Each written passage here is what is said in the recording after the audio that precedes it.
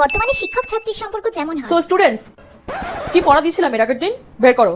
Sir, আপনি কালকে যে 10 পাতার নোটসটা মুখস্থ করতে দিয়েছিলেন না, ওটা আমার পুরোটা হয়ে গেছে। বাহ মৌ বাহ, তুমি হচ্ছে আমার ব্যাচের একমাত্র রত্ন, আর বাকিরা তো হচ্ছে সব পচা আলু।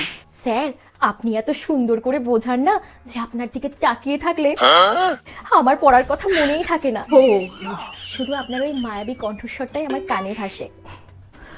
তা মৌ, তোমার পড়তে কোনো অসুবিধা হয়নি তো? না স্যার, আমার একদম অসুবিধা হয়নি, কিন্তু ওই পেছনের বেঞ্চের রূপু আর বাকিরা আছে না, ওরা না আপনার পড়া একটুও করেনি।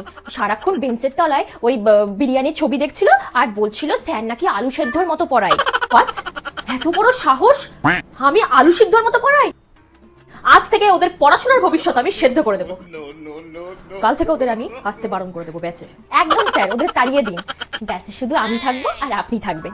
আর মো, বলছিলাম কি, তুমি বরং কাল থেকে একটু আগে চলে এসো, বুঝলে?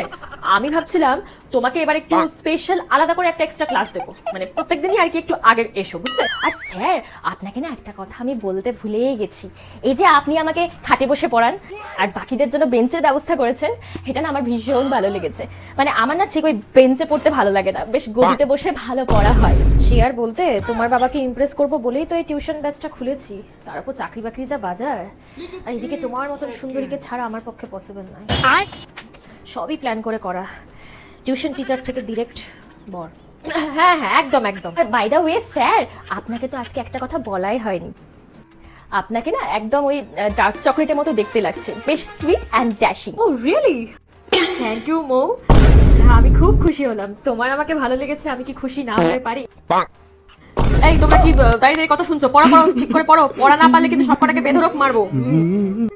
তোমাকে না মৌ, তোমাকে বলিনি, তোমাকে আমি মারতে পারি। পড়ো চুপ করে।